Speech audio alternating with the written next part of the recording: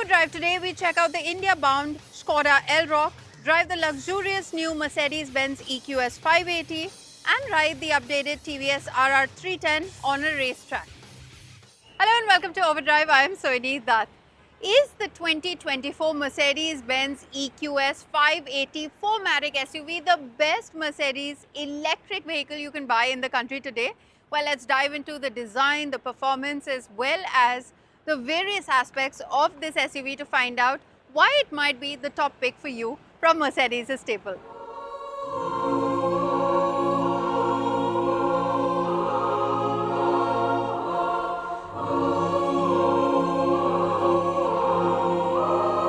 The opulent surroundings of the Falaknuma Palace set the perfect stage for us to start our test drive of the 2024 Mercedes-Benz EQS 580 SUV. The grandeur of this palace sitting atop the Hyderabad city, it very nicely mirrors the elevated experience and the luxury that Mercedes is aiming with their new flagship electric SUV. Let's take a look. The black panel grille, a signature of the Mercedes-Benz electric range, ties the family look together. The lines are sleek, and despite its SUV stature, it maintains the curvaceous flow of the EQS saloon, trading sharp edges for an aerodynamic silhouette.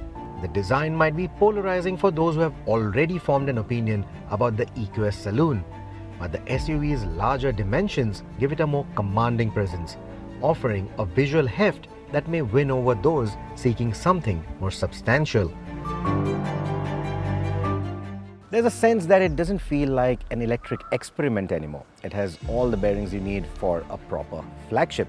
There's a lot of chrome on the vehicle without being too shouty, just reminding you that luxury doesn't have to be loud, it can still be shiny.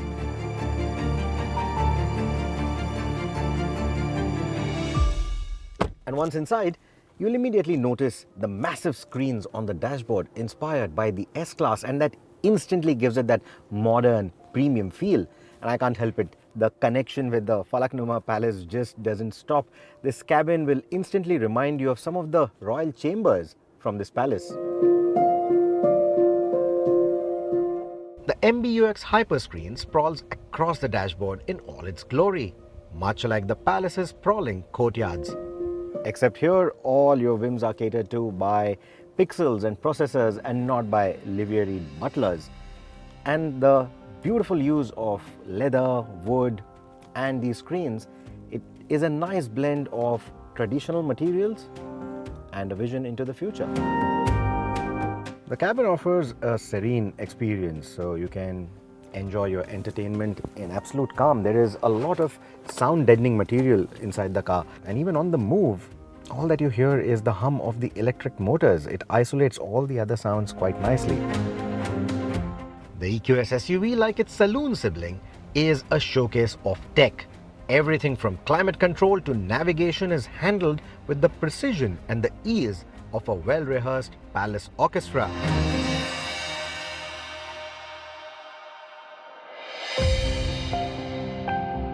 For the backseat VIPs, there are individual screens to control media, and the comfort will make you wonder if you ever need to drive yourself again. Much like the grand staircase at the Taj, the EQS SUV's cabin rises to meet your every expectation. There is an S in the name, which means that the rear seat occupants have to be pampered, and you get a massive panoramic sunroof, a nice airy experience, generous headroom, generous legroom and knee room as well, and 60-40 split seats which can be adjusted for recline as well as for reach.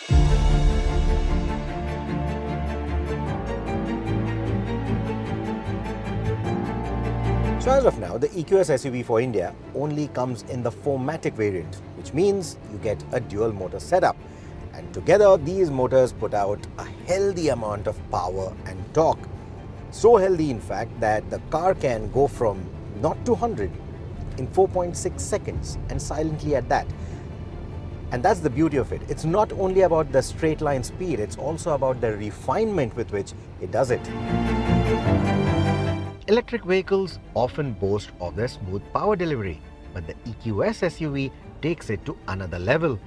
It's akin to how Falaknuma's high-T service arrives with precision and grace. smooth, poised, and with just the right amount of flair.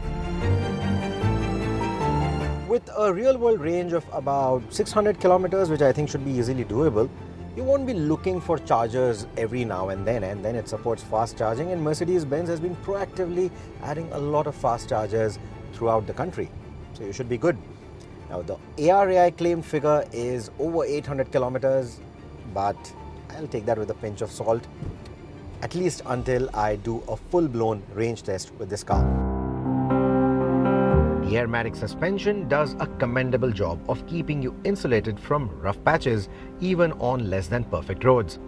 Whether cruising through the city or out on the open highway, the ride is buttery smooth, as if the SUV were riding on its own metaphorical red carpet. The EQS SUV is no corner carver, but it does have a nicely light steering setup, which you can obviously tighten with the different driving modes that you get. And then you also have the rear axle steering, which tightens the turning radius. So especially in narrow spaces or the kind of serpentine roads that we are driving on right outside the Falaknuma Palace, it definitely comes in handy. It makes the size of this enormous SUV shrink. It's a reminder that luxury doesn't always have to come at the expense of good driving dynamics. Now, we are a country where luxury SUVs need to juggle everything from comfort, status, and even the chaotic traffic that our country has to offer, not to mention some of the poor road conditions. And I think the EQS SUV fits the bill perfectly. It's got a decent off-roading capability, which is perfect for our bad roads. It's luxurious, it looks quite good. It has all the appointments that you expect from a top-tier Mercedes-Benz, but with a greener footprint. So I think it ticks all the right boxes.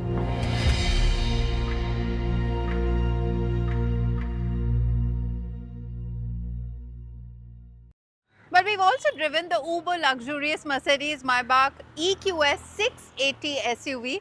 Now that's a story for next week's show, so do join us then. We'll take a very quick break here on the show, but coming up on the other side, we'll tell you all about the India-bound Skoda Elroq. Rohit has all the details after this very short break. Welcome back, you're watching Overdrive. Now starting at around 33,000 euros, the Skoda Elroq has launched in the European market, becoming the most affordable EV you can buy in its segment today. Now the Skoda Elroq is India bound as well, and it will be launching very soon in the first quarter of 2025, and Rohit was in Prague to get us all the details. Let's check it out.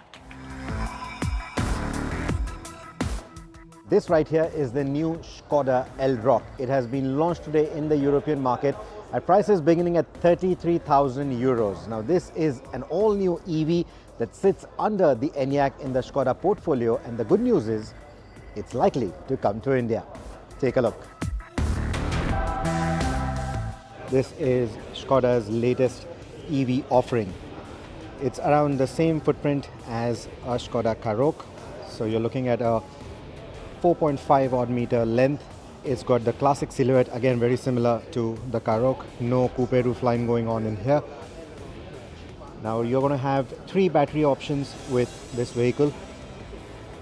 You're looking at a 55 kilowatt hour entry spec, going up to 62 kilowatt hours, and then 82 kilowatt hours for the top spec. That 85 signifies the top spec trim, and then there are going to be multiple other trims within that as well. Now in terms of the design, this is their new design philosophy. The modern solid design philosophy is what they call it. So the taillights are again going to be very similar to the current Kodiaq that we have in the country, or again similar to the Karoq. But at the front, you would have already noticed, like I showed you, it's got the LED lights, DRLs in the brow, followed by matrix LED headlamps down below in the bumper. This is an EV only, which is why you get an all-black grille there that hides the camera that is visible right there, and other radars as well. Down below, the lower part of the bumper, you will see the matte black treatment that also sort of goes all around the car and underscores the entire design. Whereas up in the front, you will see that mesh pattern with a satin skid plate down below. The other big design change from what we've seen on Skodas is this Skoda lettering that sits proudly on the bonnet now instead of the Skoda logo. We're talking about the Elroq kind of footprint, and that is again visible with the kind of glass area that you get. Now, in terms of charging, this is going to be very similar to the ENIAC, which means in about 30 minutes you should be able to go from 10 to 80% with fast charging capability. Let's now step in and see what do we get inside. So the screen is pretty big, very similar to what we've seen on some of the newer Skoda cars which are yet to arrive in the Indian market. So it's charging at the moment. We saw that on the outside, but anyway, you get a gist of what the screen looks like. That's going to be your navigation. I believe it is powered by TomTom if I'm not wrong. Anyway, so I was pointing at the steering wheel, so you still get the third spoke here, which you do not get on cars like the Octavia, and then those controls are something that we are familiar with. The start stop button is going to be right there, whereas the gear selector or the drive selector, let's put it that way because it's an electric, is again very similar to what we've seen on the Octavias. And there's plenty of space as you would expect in the tunnel console. There's something that we've seen on many new generation electric vehicles. You get that double decker arrangement, you get a wireless charging pad here, two cup holders right here. That is the key, that's the design for the key, again very similar to some of the newer cars from Skoda. You are going to get powered seats for both the front passengers. You also get memory seating there, and the materials used are all sustainable materials because again electric. You also see this orange stitching which adds that nice effect. You will also spot the ambient lighting, which again looks quite nice. Let's look at the rear seats as well. Quite a premium look and feel in there. The knee room is pretty good, and all the usual Skoda suspects are here again. Nothing to complain. Again, like I said, footprint very similar to the Elroq. We are looking at a competition with cars like the Creta EV, the Curve EV and the MG ZS EV. However, the pricing is going to be on the higher side. It's not going to be the same as the Creta. The Elroq is likely to come to India by early 2025. And if it does, it's going to take on the likes of the Hyundai Creta EV. However, the pricing could be anywhere between 28 to 40 lakh rupees. Well, it's time to take our final break here on the show, but coming up on the other side, we take the updated TVS Apache RR 310 on a racetrack for a thorough evaluation. Welcome back here with us on Overdrive. Now, TVS has updated the RR 310 for 2024. What's new, you ask? Well, revised styling, updated engine, as well as some few optional features. But does that make this bike better as an option than before? Let's find out.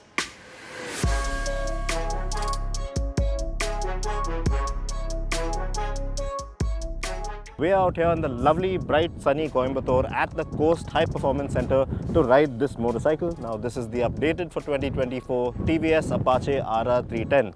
Now, this motorcycle has been on the receiving end of a couple of updates since it came out back in 2017. In fact, the last time it got some updates was in 2021, where you had the BTO model, some race kits, and of course the adjustable suspension thrown in. But as you can see, the motorcycle, it does resemble the older one, but there are some subtle new changes. For instance, these winglets, there is transparent clutch cover as well, and they have made some improvements to the engine, the NVH levels, and thrown in some new kit on there as well. So since we're out here at a track, from all the ride modes, we're going to be keeping this one in track mode to see how this motorcycle fares. So let's get right to it.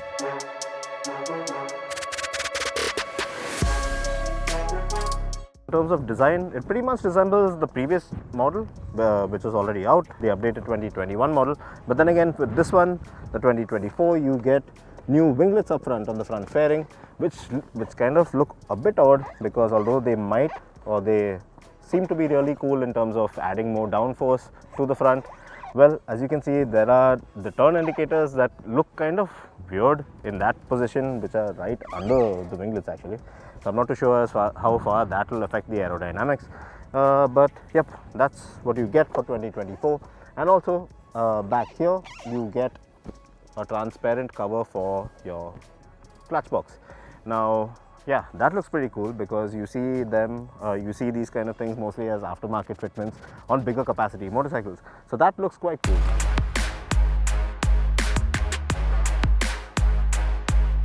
Now the model that we have out here today is pretty much the bike with the Dynamic Pro package, which includes the TPMS, you have fully adjustable suspension, you have stuff like traction control and cruise control on there as well. Now the Dynamic Pro package, well, it does come with another feature, which is the Race Tune Dynamic Stability Control, which is, well, fancy talk in terms of TVS's language for traction control, ABS, cornering traction control, and even if you lean the bike into a corner and you have your cruise control activated, the bike will slow down depending on what ride mode you are in. So yeah, this is pretty much the Dynamic Pro package, but as you can see, for some reason TVS have chosen not to give us the rear set foot pegs on this motorcycle. So otherwise it has the brass coated chain, fully adjustable suspension, fully adjustable levers, 5 ride modes, the whole shebang as far as electronics are concerned. But yep, I don't know why they've left out for us on a track day the rear set foot pegs. Now the awesome thing about this updated model is that the engine, although it remains pretty much the same, it has increased in power by as much as 11% in fact. Now power is up to around 38 PS of max power at 9,800 RPM and torque, well, 29 Nm of torque at 7,800 RPM. And that has brought down the 0 to 100 sprint time to around 6.74 seconds. Well, that's what the company claim. And yes, top speed as well is rated at 164.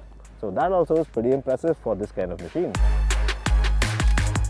Another cool thing about the engine is the new forged piston that they have on there. It is a lot lighter than the one before and it has a different coating, and that has reduced the NVH levels of this motorcycle in the mid and top end of the power band spectrum, and that was really nice because in fact this engine feels a lot smoother than the configured unit that already exists in the naked version of this motorcycle, which is the RTR 310. Now, as before with the RR 310 model, well, it is a kind of a sporty motorcycle, as you probably will have assumed. So there is a lot of weight on your palms, and of course the NVH levels, well, the reduced NVH levels do make things a lot more smoother. But then this isn't a motorcycle that you want to ride slowly. If you ride fast, or you like riding fast, or if you're into long distance tours at a decent clip out on the highway, you will have a complete blast on this bike. But riding slow, it will get a bit tiresome, especially on your palms, because you have a lot of weight on there.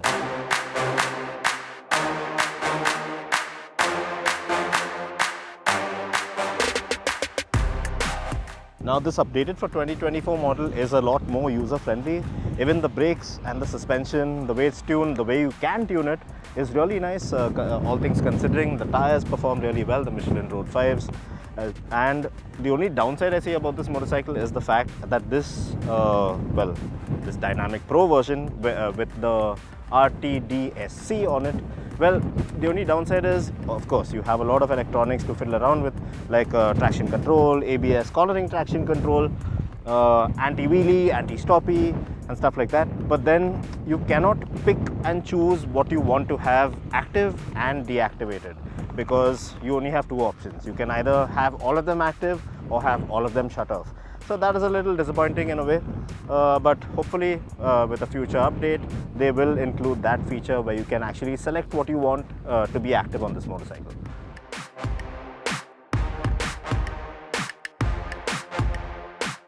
Pricing for the RR 310 starts off at 2.75 lakh rupees. Ex-showroom, that is, for the standard model in the red paint scheme, and it goes up to around 3.31 lakh for the Dynamic Pro kitted bike in the grey paint scheme, making it the most feature-rich motorcycle in its class. That is, of course, minus the race replica paint job, for which you will have to shell out a good 7k extra for.